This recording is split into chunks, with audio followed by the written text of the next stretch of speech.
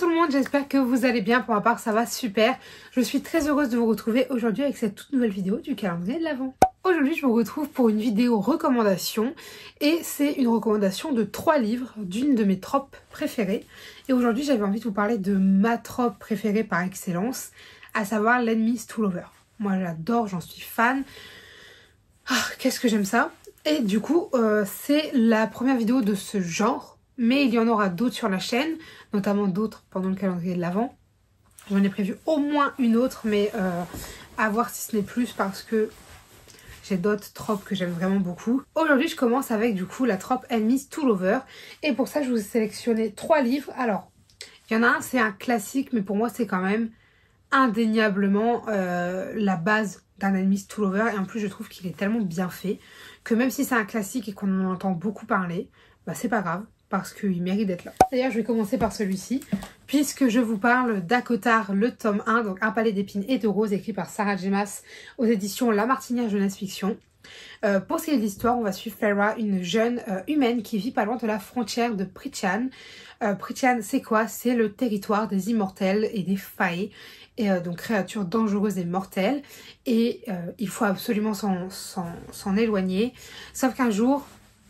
sauf qu'il s'avère que Feyre, en fait, elle va devoir chasser dans la forêt pour pouvoir faire vivre sa famille, puisque son père a eu un accident et en fait, il ne peut plus travailler, ses sœurs ne travaillent pas, donc c'est grâce à elle qu'ils survivent. Et en fait, un jour, elle va aller dans la forêt et elle va entendre des rumeurs comme quoi il y aurait des loups géants.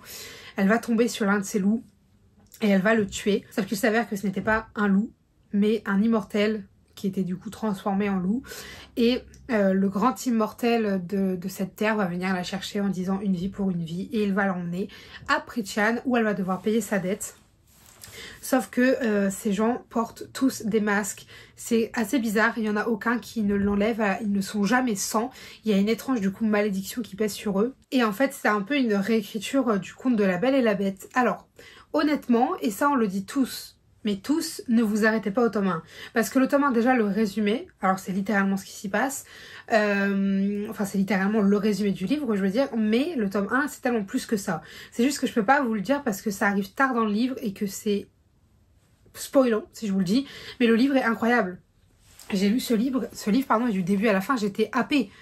Alors que c'était pas du tout mon genre, normalement, de prédilection, etc. Pour quelques mots-clés, donc déjà on a un Enemies to Lovers, on a des épreuves, on a de la magie, on a des failles, on a un nouveau monde. Enfin, c'est de la fantaisie incroyable. Mais le tome 2 est 10 000 fois mieux. Voilà, et tout le monde est d'accord. En ce moment, je ne vois en plus que ça, des TikTok, des gens qui disent « Ah, on m'a dit de pas m'arrêter au tome 1. » Bah effectivement, le tome 2, il m'a conquis, etc. En fait, le tome 2, pépitas. Voilà, c'est incroyable. Acotar, et en plus, on a un Enemies to Lovers de qualité dedans. D'ailleurs, au début, vous allez peut-être vous dire « What the fuck, qu'est-ce qu'elle nous raconte, elle ?» Attendez jusqu'au tome 2. Mais Acotar, pour moi, c'est un classique. Honnêtement, c'est un classique de l'Enemies to Lovers. Un classique de fantasy, au-delà de ça. Bref, tous ceux qui ne l'ont pas lu devraient l'avoir lu, car c'est un banger. Voilà. Première recommandation, Acotar. Ensuite, je vous fais une autre recommandation d'un livre de fantasy, mais pour le dernier, je vous ai quand même fait un livre contemporain. Comme ça, je me dis, ça pourra donner des idées à tout le monde. Mais le prochain titre, c'est Le Pont des Tempêtes, donc de Daniel L. Jensen aux éditions Brajlon. Alors, pour faire simple, parce que c'est quand même compliqué, dans cette histoire, on va suivre Lara, qui est l'une des princesses, donc l'une des filles du roi. Elle a 12 sœurs, ou alors 11 sœurs, et ils sont 12 au total, je ne sais plus, enfin ils sont beaucoup. Mais c'est 12 sœurs qui sont entraînées à l'art de la guerre, à l'art de l'espionnage et à l'art de tuer. Puisque leur père les a fait naître et les a élevées dans le seul but que l'une d'elles un jour se marie avec le prince d'Itikana, qui est du coup d'ailleurs devenu le roi, hein, le roi d'Itikana, qu'elle conquiert le monde et qu'elle tue le roi. Voilà. Tout ça pour récupérer du coup le pont d'Itikana, qui est en fait le pont où tout commerce se fait, un pont qui est infranchissable et imprenable. Donc le seul moyen d'y arriver, eh bien, c'est d'épouser le roi, de devenir la reine et de tuer le roi. Voilà. Sauf que du coup, nous on va suivre Lara qui va du coup partir pour Itikana, puisque c'est elle qui va être sélectionnée. Je vous laisserai découvrir dans quelles conditions. Et en fait, elle va arriver là-bas et elle va découvrir une vie totalement différente de la sienne, puisqu'elle a toujours été élevée dans le but de tuer, dans le but d'être une menace, dans le but d'être discrète, d'être une espionne. Et surtout, elle a toujours été élevée, cachée, loin des yeux et loin du monde, dans un endroit avec ses sœurs. Et en fait, elle découvre une autre vie, elle découvre toute une vie en fait. Et elle va découvrir le roi également. Et du coup, elle va se dire, ma mission c'est de le tuer, de me rapprocher de lui et de le tuer. Mais peut-être qu'elle va commencer à se dire, pourquoi je devrais le tuer. Peut-être qu'elle va commencer à avoir des sentiments. Et peut-être qu'elle va aussi remettre en question tout le but de son existence. Peut-être. Bref, Le Pont des Tempêtes, c'est une dinguerie, d'accord? J'ai découvert ce livre en 2023. Ça a été mon coup de cœur de l'année 2023. Vraiment, c'est une pépite parmi les pépites. Au-delà déjà de l'Enemies to Lovers qui pour moi est incroyable, d'accord? Donc ça se fait sur 2 tomes, puisque à partir du 3e tome, on ne suit plus les mêmes personnages. Mais il est vraiment incroyable, il m'a retourné l'esprit. Déjà, l'univers, il est incroyablement beau, c'est-à-dire que au-delà de la simple romance Enemies to Lovers, on a un univers qui est foisonnant, mais qui est beau surtout, je vous jure, il était incroyable, je me le voyais, il était incroyable. Et en fait, on a surtout de l'intrigue politique, parce que du coup, il y a tout ce côté politique qui va venir maintenir tout le reste. Et en fait, on a autant d'Enemies to Lovers que de politique, que d'intrigue, et je suis en mode... C'était trop bien, honnêtement, le livre est tellement bien dosé, il est incroyable. Je l'ai fait découvrir à ma meilleure amie qui l'a aussi beaucoup aimé. Et moi, je trouve que tu mélanges le côté Enemies to Lovers politique, tout ce que je vous ai dit, en fait, ça fait trop bien, ça match. Vraiment, lisez Le Pont des Tempêtes. Du coup, le dernier livre que je vous présente, c'est un one-shot et c'est La vie en vrai, donc d'Emma Green, aux éditions Addictive. Alors pour celui-ci, je préfère vous lire le résumé parce que je me souviens quand même très bien de cette histoire, mais je ne veux pas faire un résumé trop ou pas assez. J'ai plus de mal avec la romance classique qu'avec la fantasy, donc je vous lis. Et si s'accepter comme on est, c'était commencer à vivre pour de vrai. À 17 ans, Louve est la victime des Royals, ces élèves populaires qui la harcèlent au lycée, comme sur les réseaux sociaux, jusqu'à la pousser au pire.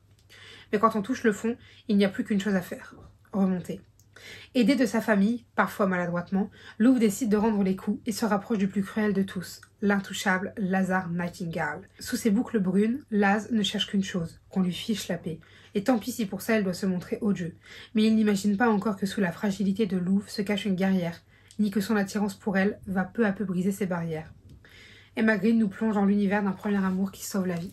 Cette phrase est tellement vraie. Donc vous l'avez compris, on va suivre du coup Louve qui va en fait se rapprocher de son harceleur, simplement, pour pouvoir se venger de ses autres harceleurs. Alors, au début j'étais waouh, mais en fait ce livre est trop bien, hein, honnêtement. C'est très rare que j'arrive à lire de la romance, très souvent je l'écoute en audio.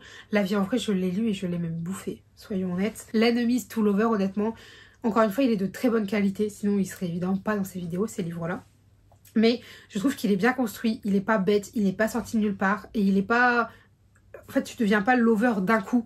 C'est-à-dire qu'il y a tout un cheminement, il y a tout un processus, et il y a beaucoup de progression et d'évolution des personnages, même si c'est sur un tome et que c'est quand même relativement court. L'Enemies to Lovers, écoutez, moi, il m'a conquise dans ce tome-là.